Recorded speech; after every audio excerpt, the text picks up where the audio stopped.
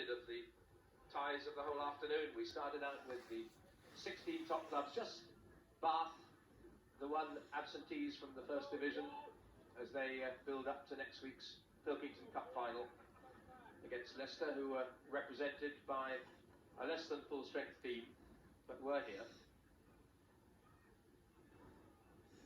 And we even had a little bit of a frolic with some golden oldies of England fame in a curtain raiser to this final.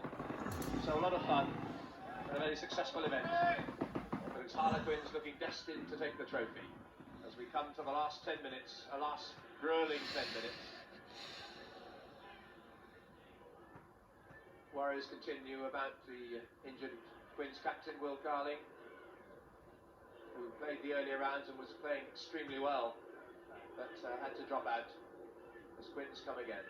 Carling, I should add, the latest news on him, I had words with him earlier, and he has a very important medical engagement tomorrow to really determine the state of his health, notably with those damaged shins, whether it's shin splints or actually maybe a hairline fracture that's causing the problems. He'll know more tomorrow. Meanwhile, his club in dominant form again. All the possession as Chris Sheesby goes, chased by Howard Lamb. Sheesby with 1-2 handoffs, and they're not letting up at all. Chris Sheesby, a young, powerful flanker. Another powerful recruit with his second try of the afternoon. And here's a bit of evidence not only of pace, but of power as well. Chased hard here by Lamb. And the cover of Tupman. Again, look at the strength of the handoff, the timing of it. And the Quins beginning to stroll home.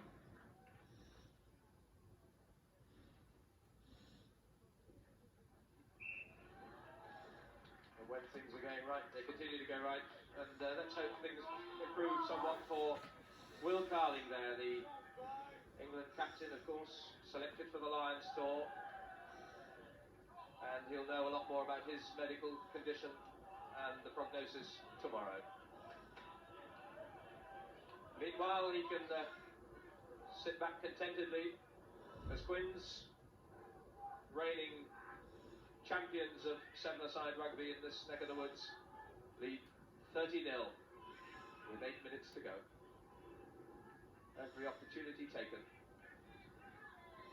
including, of course, those 5 conversions. And the Wasps looking a bit nonplussed, as well they might, as Moon goes again. Pegler bravely chases, tries the tap tackle, and it's becoming a Sunday afternoon frolic.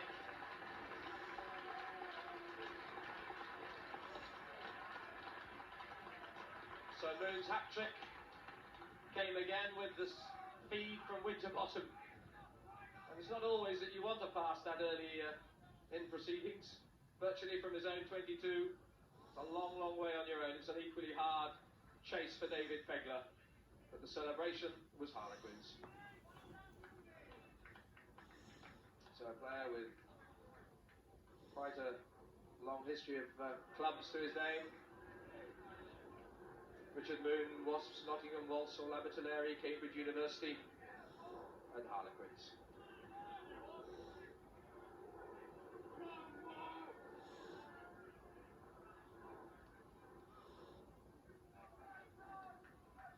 And I sense that the conversion didn't make it that time. We're standing at 34-0. To be honest, I think at this stage the odd conversion isn't going to make a great deal of difference. Now then, can Wasps pull something back? Well, they've lost their way in this final, but were never allowed in.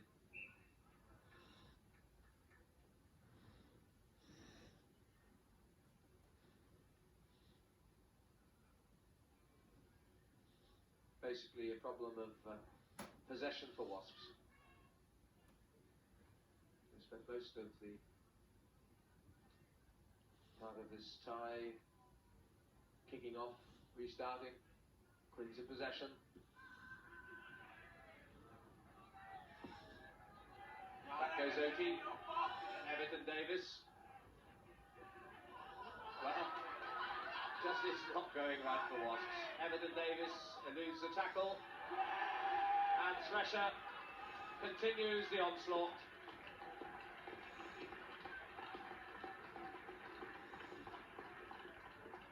And certainly signalling to all comers that they're going to be another tough nut to crack in the Middlesex finals.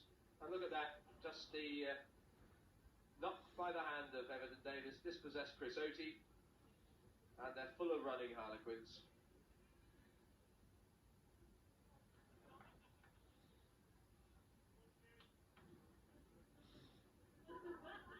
So Thresher's try is second, and the conversion points to add to it. So if I can quickly calculate his personal tally already is what, 1, 2, 3, 4, 5, 6 conversions, 2 tries in this final, takes him up to 20 points. So half the points.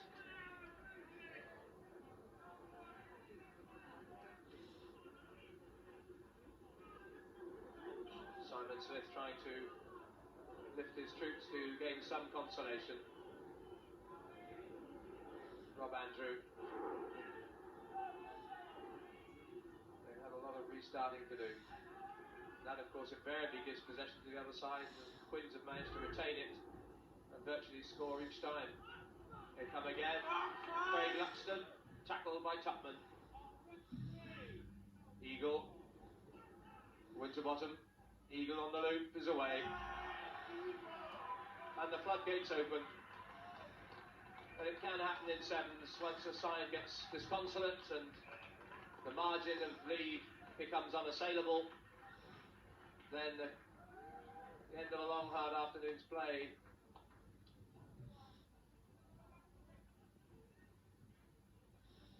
There's the loop. John Eagle, product of Leeds Grammar School, Hull and Headingley and Yorkshire, and a valued recruit over the last couple of seasons for Quins. And the conversion is off the post. So it stays with that rather comprehensive total, 44-0. Members of Scotland and South Africa at 15 asides. Some long time ago. Here goes Thresher. This has become something of an exhibition. Winterbottom's played a crucial part. That time the tackle worked, but following the head over heels, it was a free run for John Eagle. They'll not catch him, and they're obviously looking for 50, and they could well now get it if the conversion goes over. They've got the half century.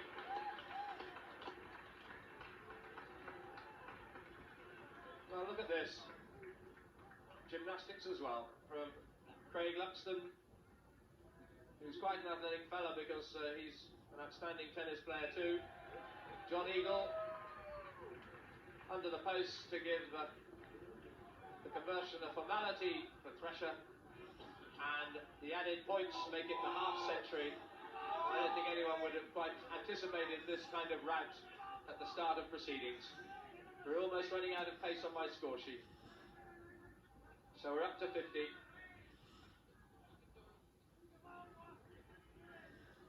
22 points for Thresher. And 9 tries?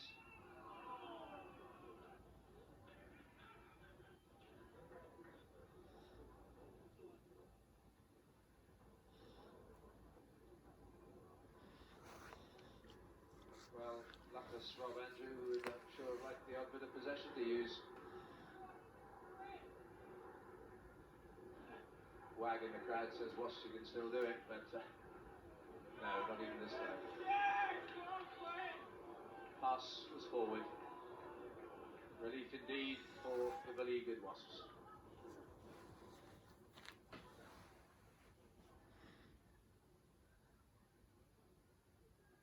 Well, I think the crowd were relieved for the Wasps' sake. They get some possession now as well. Tupman to Otey. Chance to show his pace, but Everton Davis has his man nailed. set out with a target of making sure Oti didn't get away, and he's done just that. The penalty quickly taken through to Eagle, back inside to Moon, and there the link through the middle, and a clear overlap still. Thresher, she's beyond the end, and once again a formality.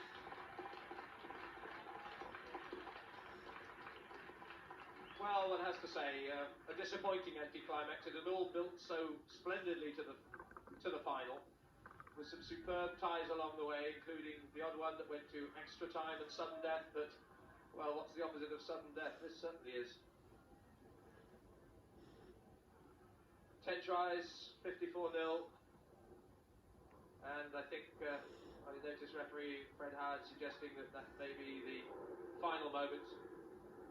54-0 it is. This, I think, will be the final kick.